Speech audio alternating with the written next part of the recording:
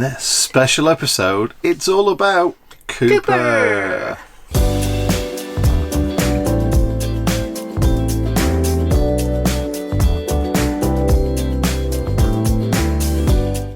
So after lots and lots of videos and lots of questions about Cooper, we thought we'd do a very special VanChat stroke Vanpaw Tuesday. Yeah, woof woof Tuesday. Yeah. So about Cooper, and also, you know, if you're considering getting a dog for your van, or just dogs in general, I guess, as well. Yeah. But yeah, this is all about Coopy Doopy. Yeah, absolutely. So, a brief history of Cooper. Yes. Cooper was born on the 23rd of June, 11 years ago. Nice one. 2009. Yeah, also known as. Yeah, and we'd love to say we rescued him, because we do believe in rescue, not buy. Yeah. But we got him from a breeder. However, he was bred to be a gun dog. His mummy and daddy were gun dogs, and he failed the tests to be able to go out and do gun dogs because he's scared of everything. Yeah. He doesn't like guns, strangely enough. He doesn't like any loud noises. Nope, fireworks. Wheelie bins. He doesn't like umbrellas or pushchairs. No. There's so many things that the little tyke's scared of. Yeah. So yeah, I don't think he quite fit the bill for being fearless gun dog. No, definitely not. He's chased squirrels in a park, and then the squirrel stops and he goes, "Ooh, I'll just back off then." He was a crazy puppy. Far crazier than he is now, which is probably what led to us having his nads off. Yes, we thought that might sort him out. Although we did call him Alien Head when he was young, because his head was massive compared to his tiny little body. But yeah, lovely little puppy. He used to love playing with just about everything. Went to puppy class because he was such a little he was knob. Feisty knob. He was always jumping up, and no matter what we did, we couldn't quite stop him. We'd read all the things that say to turn your back on him and don't do all of this, because we don't believe in giving him a firm clobber. So no, I've never hit him. Tap of the nose is the worst he gets. Yeah, so we figured out that we needed training, essentially, not Coop, because we just weren't doing something right. Although he was a knob, he did wreck many of my favourite t-shirts. They kept the pups and they just jump, and then they kind of grab the front of your t-shirt, like nip, and then fall back down again, and then just used to tear. We used to have all these big flaps in the front of our t-shirts. Yes, feisty little chap. We got trained, which then led to us training him. So he was crate trained, and no problems with anything like that. Sort of trained to go to the toilet, trained on command for each. So toilet means wee, other toilet means a poo. However, in hindsight, we might have picked better words, but they're the ones that we chose. Yeah. However, he's quite specific with either, and prefers grass. Quite specific on the grass as well. It's got to be not too long and not too short grass. Yeah, so it's easy to let him out. But at least if you do need to, even if it's concrete, if you're insistent enough and you keep saying the word, I'm not going to say it too much because he is in the back of the head, of course, then he does go on command. So if anyone's got any puppies out there, having a specific thing to say if you think they need to, or if you need them to go when you need them to go, not when they need to go. Yeah. Then you can go out and say the word, and he will literally just drop and wee. Yep. So.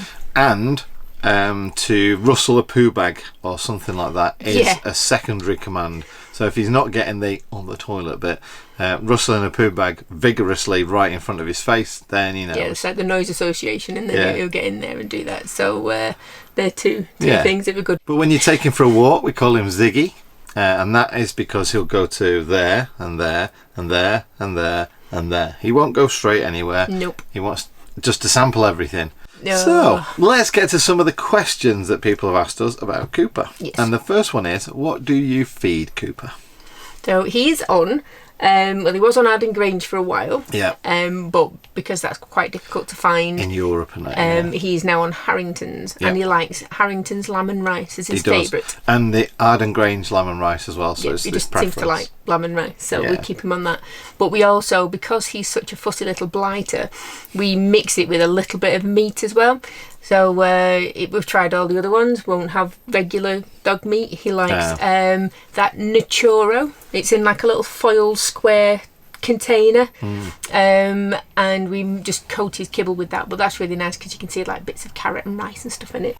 If anything we mention, by the way, if you read the video description down below, or go to our website and read this blog, because Mandy will do something with it. I will do something with it. We will list all these items, so if you are thinking, oh, what was that again, look for the list down below or go to the website, and we'll try and link to as many of the products that we talk about that we use for Coop. Because we do get asked a lot, and it's lovely, because I mean, we think Coop is amazing, and we think it's lovely that other people think Coop's amazing as well. Because if you're a pet person and you've got a pet in your family, they're a family member. They are not just a dog or a cat, they're a family member. And as you know from last week's video, we spend a lot of money making sure he's comfortable. Yes, yeah, absolutely. So all the little things that we can find that help, but we do get asked all of these questions that are coming up, so they are but answers down below. Yeah, so we thought we'd make this video in that we can then point further questions back to this video. Yeah, absolutely. So the next one is, what medicines is Cooper on for the fact that he has bad joints? And yes, he does. He's getting a little bit old and he's got clicky joints. I guess it's arthritis, isn't it? Yeah, I mean, we've been told it's the build-up of crystals between his joints, and one of the best ways to get rid of that build-up of the crystals that are in his joints is to use apple cider vinegar and a bit of honey. Not just your regular what you cook with apple cider vinegar. No, it's Cooper, it's got to be difficult. Yeah, like we couldn't find it in Europe for less than €10, basically. However, over here, Aldi sell it. It's £2 a bottle, and it's the organic, unfiltered apple cider vinegar with the mother, and that's the cloudy stuff in the bottom, and that's what actually breaks down all of those crystals in his joints. Honey, obviously, it's a natural antibacterial and anti-inflammatory, so that also helps as well, and obviously probably makes the cider vinegar taste a little bit better when it's on his food. So they're the two natural things that we give him. And then there's two little kind of additional things, which one is You Move. Yep, You Move. We've just upgraded him to the senior version of You Move. I think we probably should have done that a while back. But it's on that. And the other one is Joint Sure. Yeah, it's in a little bag of stuff. Like I say, everything will be listed down below, so you'll get the idea anyway. So it's literally a tablet chucked in his food, and then a sprinkle of what looks like flour over the top of it. And we'll sit down now. And over probably 2 years, that's massively improved his kind of like mobility, and I guess some days we do back off on the playing with his favourite toys, because we know now there is a limit and it will actually cause him to be in a bit of discomfort later on. So we've got to be the voice of reason, because he won't stop. He wants to carry on playing all the time. So the next one is, what does Cooper like and dislike about Vanlife, and would you recommend getting a dog in Vanlife? Now, the first answer I'm going to give is the last question. Would I recommend a dog in Vanlife? Oh, yes. Absolutely. It just makes it so more interesting.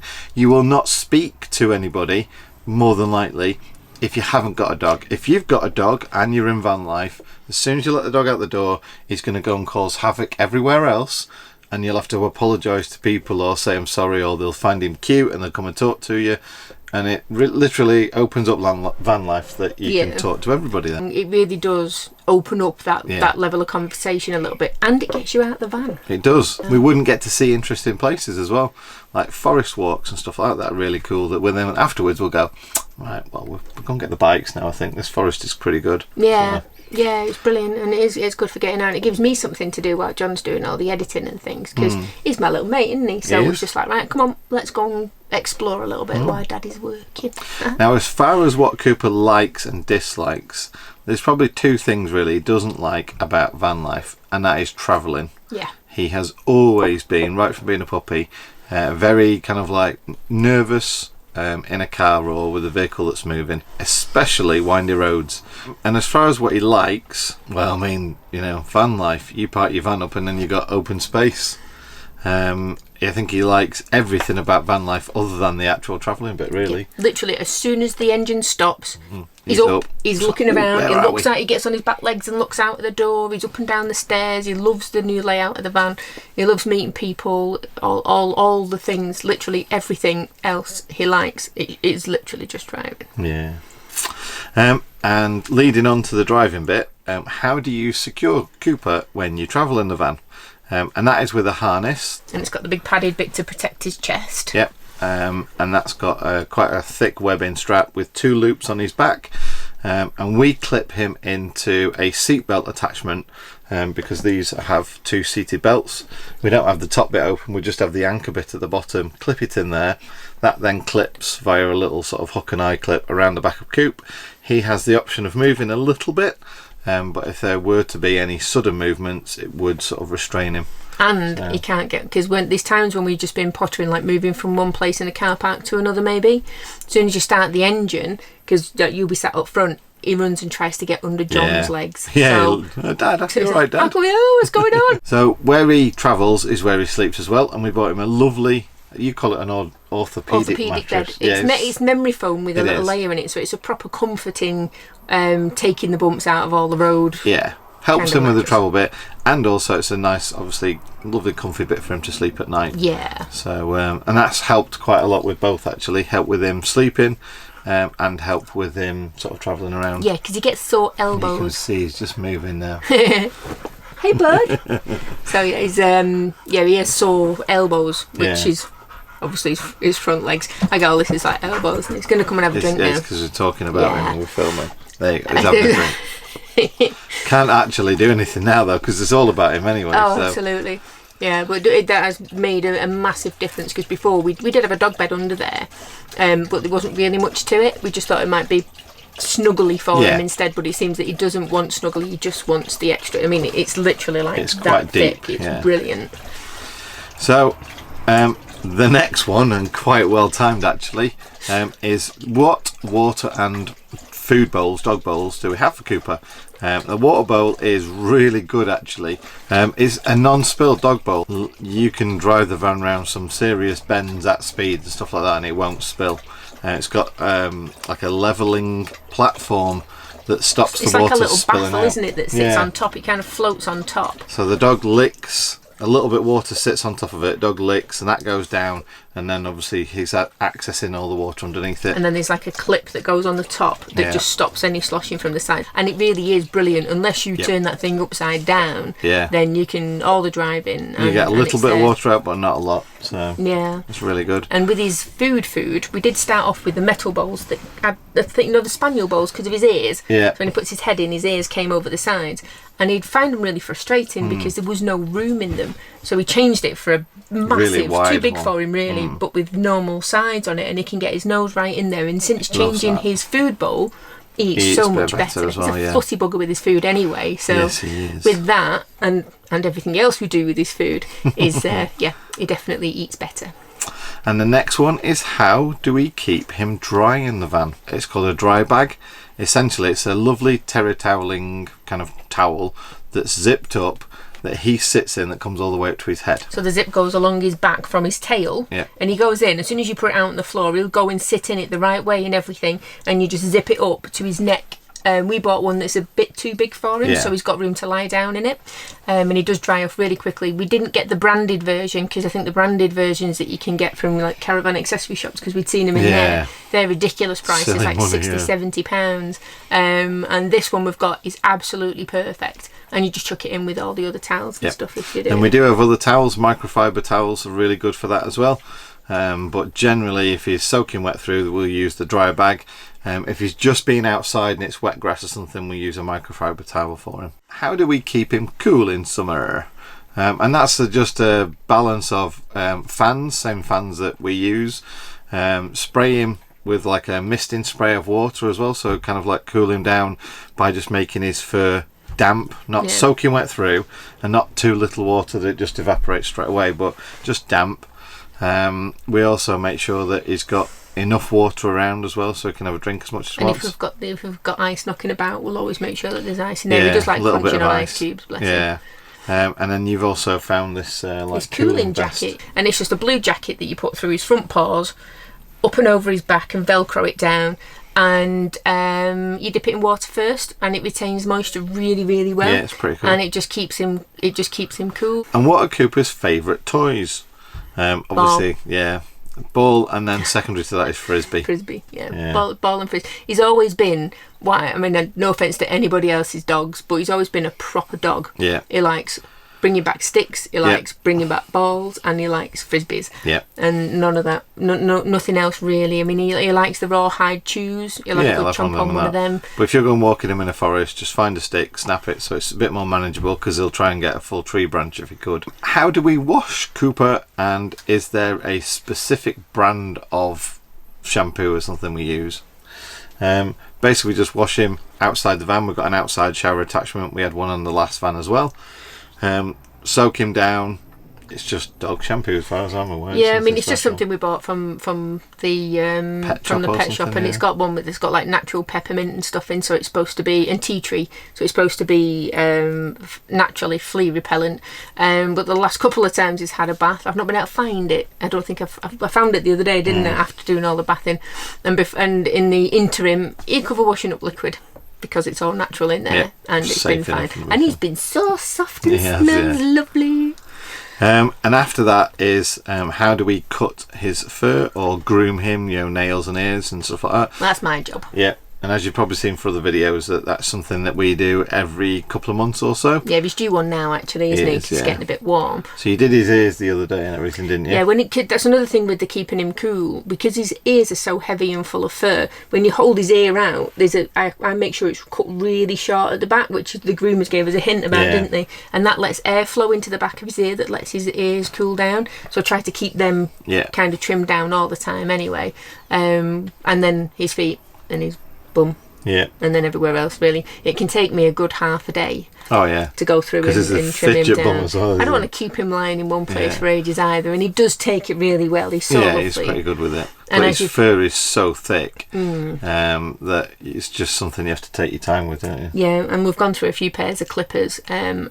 As awful as it is, I begrudge paying 500 quid for the one, so we're already on a couple of £100. Yeah. It was over 100 quid, wasn't it, the last one? Quid, yeah. So I just take my time and let him get up, and he runs round half cut, not half cut, but half trimmed, and then we give him a little bit of rest and stuff. Yeah, and I do his nails as well. You've probably seen on the on other videos as well. I've just got it looks like a little Dremel, a little USB rechargeable Dremel, and he loves it. He just lies down. He's fallen asleep before now when I've been doing his nails. There's just like a little grinding stone on top with a cover, and you just put his nail in and gently move it around, don't you? Yeah, because out of all of his nails, he's got 2 white nails. All the rest of them are black, so I don't want to go near him with the nail clippers. We wouldn't be able to see the quick in there.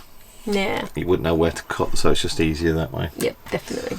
But as far as everything else with him, he's a lovely little pup. I would say the real little sort of quirky things about him is he doesn't like babies of any type. So that whether that's a baby puppy or a baby human, if he perceives to be fussed over by a baby, he'll just walk away. Yep. So, and it gives it all the side eye as well. I say it, whether it's person or dog. He does all of this. He's like, what is this thing? Get it away from me. Ewan's just got to the age now where he can walk around, and Ewan's got his hand on Cooper's back. I think he's tall enough now that it's fine. But I think he's generally a grumpy old man who's just never been around puppies or kids. So it's a learning curve for him. But he's grumpy as you, isn't he? Pup in my face. So there's that. So that's really everything that we've been asked about Coop. Obviously, if you've got any more questions, you can ask in the comment section down below, and we'll do our best to answer them. But he's an 11-year-old, lovely, fussy, beautiful, cuddly, grumpy knob sometimes. Yeah, I thought you were going to actually put Springer Spaniel on the end there, just so people know for sure. Yeah. Yes, that he's an English Springer Spaniel. Yeah, we've never actually been asked that, but he is a...